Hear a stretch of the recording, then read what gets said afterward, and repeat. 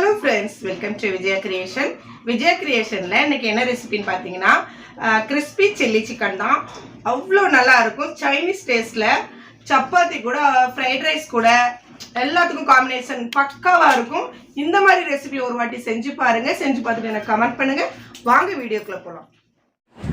Crispy chicken செய்கிறதுக்காக boneless chicken வாங்கிட்டு அதை இந்த மாதிரி நீல வாக்கில் கட் பண்ணி எடுத்துக்கிறேன்.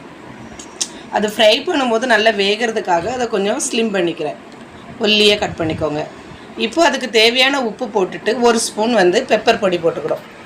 பெப்பர் பவுடர் போட்டுட்டு உப்பும் அதுக்கு சிக்கனுக்கு மட்டும் தகுந்த உப்பு போட்டுட்டு இப்போது 1.5 ஸ்பூன் அல்லது 2 ஸ்பூன் அளவு நம்ம இஞ்சி வெள்ளைப்பூடு போட்டுக்கலாம். நான் 1 ஸ்பூன் போட்டிருக்கிறேன். சோயா சாஸ் ஒரு ஸ்பூன் லைட்டாக அந்த ஃப்ளேவர் சிக்கன் மனம் கொஞ்சம் இதாகிறதுக்காக போட்டுக்கிறேன். 1 ஸ்பூன் வினிகர் போட்டுக்கோங்க. சோயா சாஸ், வினிகர், இஞ்சி வெள்ளைப்பூடு, பெப்பர் பவுடர், உப்பு, இது எல்லாத்தையும் மிக்ஸ் பண்ணி இந்த சிக்கனை அப்படியே கொஞ்ச நேரம் அப்படியே ஸ்டோர் பண்ணுங்கள். இப்போ இது இப்படியே ஸ்டோர் ஒரு 5 நிமிஷம் அப்படியே இருக்கட்டும். இதுக்கு நம்ம மேரினேட் பண்ணதுக்காக இப்போ நம்ம மாவு எடுத்துப்போம். இப்போ இதில் நான் 1 கிலோ சிக்கனுக்காக ஒரு 200 கிராம் மைதா எடுத்துக்கிறேன். கொஞ்சம் கார்ன்ஃப்ளவர் அதில் பாதி அளவு எடுத்துக்கோங்க.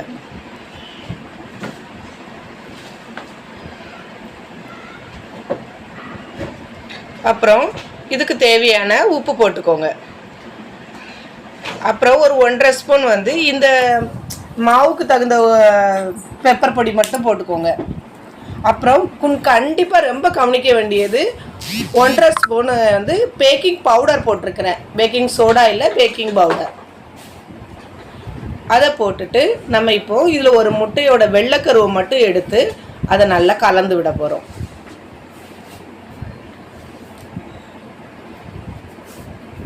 இந்த மாதிரி அந்த வெள்ளைக்கருவை மட்டும் அந்த மாவு மேலே விட்டுக்கோங்க. மைதா மாவு, கார்ன்ஃப்ளவர், பெப்பர் பவுடர், உப்பு, அப்புறம் முட்டை, அப்புறம் பேக்கிங் பவுடர். நம்ம எவ்வளோ சிக்கன் போடுறோம், இப்போ நான் 1.5 ஸ்பூன் போட்டிருக்கேன் 1 கிலோவுக்கு. 1/2 கிலோ பண்ணோன்னா நாங்கள் அதில் பாதி நீங்கள் நம்ம போட்டுக்கணும். அந்த மாதிரி இப்போ நல்லா மிக்ஸ் பண்ணிக்கோங்க. இப்போ பார்க்குறதுக்கு என்னமோ இவ்வளோ மாவு போட்டு இதுலேயே நம்ம முக்கணும், அப்படி அதை இது பண்ணி போடணும் அப்படின்ற மாதிரி இருந்துச்சு. பட் அதை செஞ்ச பிறகு அந்த சிக்கனை தனியாகவே நம்ம ஃப்ரை பண்ணி பசங்களுக்கு கொடுக்கலாம். சின்ன பசங்களுக்கு இந்த மிளகு பொடியோட காரமே போதும், அவ்வளோ நல்லா இருந்தது. இந்த மாதிரிங்க இப்போ பேட்டர் ரெடி ஆகிட்டு நல்லா கலந்து விட்டுக்கோங்க. இப்போது நம்ம ஏற்கனவே மேரினேட் பண்ணி வச்சுருக்கிற இந்த சிக்கனையும் இந்த கார்ன்ஃப்ளவர், மைதா, பெப்பர் பவுடர், பேக்கிங் பவுடர் எல்லாம் போட்டு மிக்ஸ் பண்ணியிருக்கிறதையும் ரெண்டையும் கலந்து வச்சுப்போம். இப்போ ஏன்னா இது நம்ம எண்ணெயில் பொரித்து எடுக்க போகிறோம். அதுக்கு தகுந்த மாதிரி இது நல்ல ஒரு கோட்டிங் வர்றதுக்காக இதை நம்ம கொடுத்துருக்குறோம். அவ்வளோ டேஸ்ட்டு பக்காவாக இருந்துச்சு. டிஃப்ரெண்ட்டாக சிக்கன் வேணும், பசங்க சிக்கன் சாப்பிட மாட்டேக்காங்க அப்படின்னா இந்த மாதிரி செஞ்சு கொடுங்க, கண்டிப்பாக சாப்பிடுவாங்க. இந்த மாதிரி இதை நல்லா மேரினேட் பண்ணி நல்லா அழகாக கலந்து வச்சுக்கோங்க. இது அப்படியே நம்ம ரெசிபி ரெடி பண்ண ஸ்டார்ட் பண்ணுற வரைக்கும் இது ஒரு 20 நிமிஷம் அப்படியே ஸ்டோரில் இருக்கட்டும். க்ளோஸ் பண்ணி தள்ளி எடுத்து வச்சுப்போம். ஃபஸ்ட்டு நம்ம இப்போ சிக்கன் ரெடி ஆகிட்டு அதுக்குள்ளே பேட்டர் ரெடி ஆகிட்டு பொரிக்கிறதுக்கு கரெக்டாக எடுத்து வச்சிட்டோம். அந்த டைமில் இப்போ நம்ம கிறிஸ்பி சிக்கன் செய்கிறதுக்கு கொஞ்சம் குட்டி குட்டியாக இஞ்சி வேணும். ஸோ அதை நறுக்கிறதுக்கு டைம் ஆகும்னா இந்த மாதிரி பிரீத்தி மிக்ஸி இருந்ததுன்னா நம்ம கொஞ்சம் ஒரு பாஜி பண்ணால் கூட இந்த மாதிரி இந்த பூண்டு, இஞ்சி எல்லாத்தையும் நம்ம குட்டியாக நறுக்கி எடுத்துக்கலாம். அந்த பிளேடு போட்டு நான் அதை தான் ரெடி பண்ணி எடுத்துருக்கிறேன். பார்த்துக்கோங்க. உங்களுக்கு பிரீத்தி மிக்ஸி வாங்கி இந்த மாதிரி யூஸ் பண்ணணுன்னா இந்த மாதிரி வாங்கிக்கோங்க. இப்போ நான் கிறிஸ்பி சிக்கன் சாப்பிட்றதுக்கு சப்பாத்தி போடுறதுக்காக ஃபஸ்ட்டு சப்பாத்தி மாவு ரெடி பண்ணி அதையும் கொஞ்சம் தள்ளி எடுத்து வச்சுக்கிறேன். அது ஒரு 10 நிமிஷம் அப்படியே இருக்கட்டும் அப்படின்றதுக்காக. இந்த மாதிரி பண்ணும்போது நம்மளுக்கு கொஞ்சம் டைம் டக்குன்னு செய்கிற மாதிரி இருக்கும். ஃபஸ்ட்டு நம்ம சிக்கனை ரெடி பண்ணிட்டோம், அப்புறம் இஞ்சி வெள்ளைப்பூடு அதையும் ரெடி பண்ணிட்டோம்.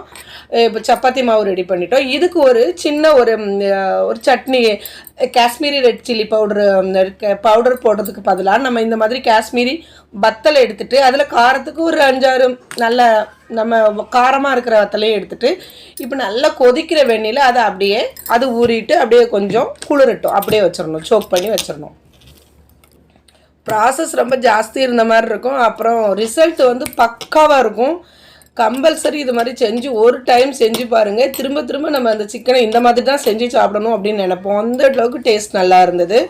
இப்போ இதில் நல்ல ஒரு கடாய் வச்சு அதில் கொஞ்சம் சிக்கன் மூழ்கிற மாதிரி கொஞ்சம் ஜாஸ்தி எண்ணெயே விட்டு அதை நல்ல எண்ணெய் சூடானதும் சிம்மில் வச்சுட்டு கரெக்டாக அழகாக பொரிச்சு எடுத்துக்கோங்க.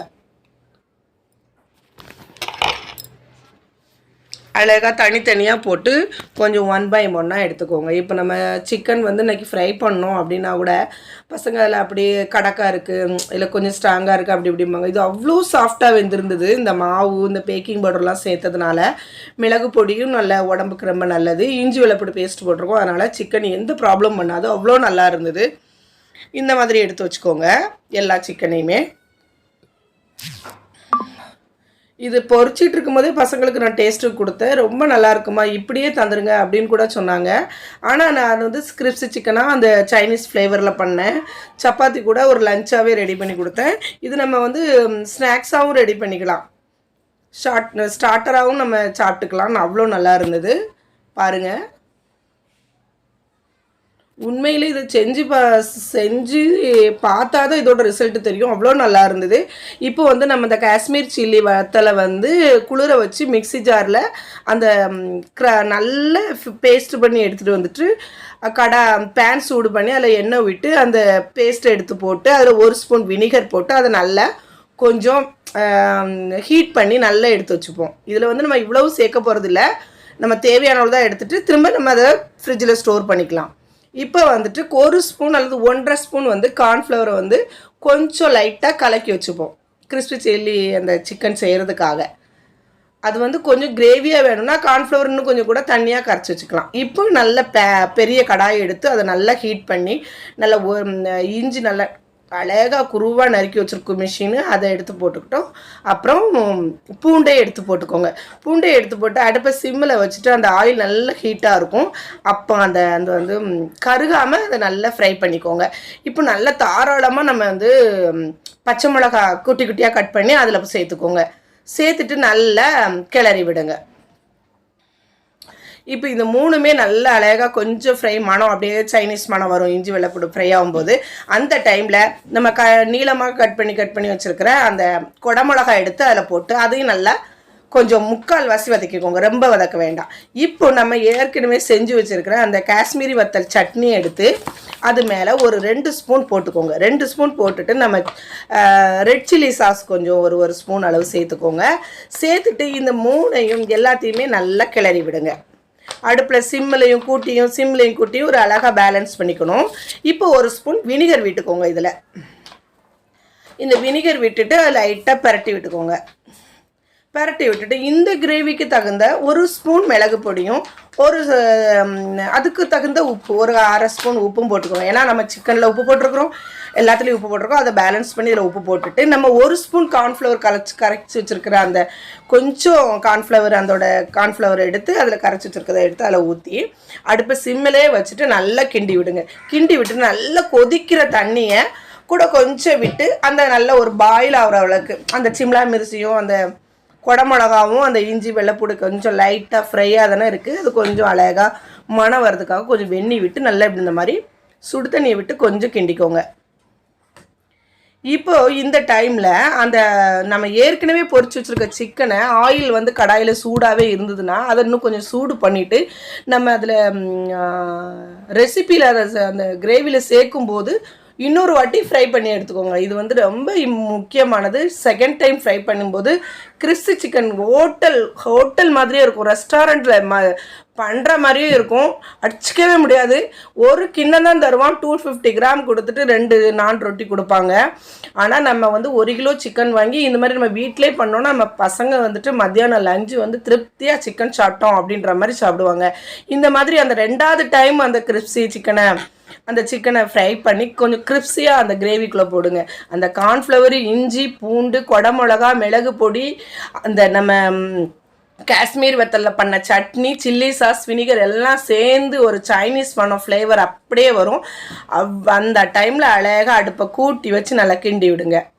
இந்த கிறிஸ்பி சிக்கன் வந்து கொஞ்சம் நம்மளுக்கு கிரேவியாக இருந்தால் இன்னும் நல்லா இருக்கும்னா நீங்கள் இந்த கார்ன்ஃப்ளவர் இன்னும் கொஞ்சம் 1 ஸ்பூன் சேர்த்து நல்லா தண்ணியாக இன்னும் கொஞ்சம் கிரேவி மாதிரி கூட பண்ணிக்கலாம். நான் வந்து இந்த மாதிரி தான் கொஞ்சம் சுக்காவாக பண்ணினேன். அதை டக்குன்னு அந்த கிரேவி காலியாகட்டும், ஸ்டாக் வேண்டாம் அப்படின்ட்டு. இது ரொம்ப நல்லா இருந்தது, பெஸ்ட்டு. இது வந்து பொரிச்சு போட்டாச்சு, சிக்கன் வெந்தாச்சு, மசாலா வந்தாச்சு, செமையாக இருக்கும். இந்த மாதிரி செஞ்சு பாருங்கள்.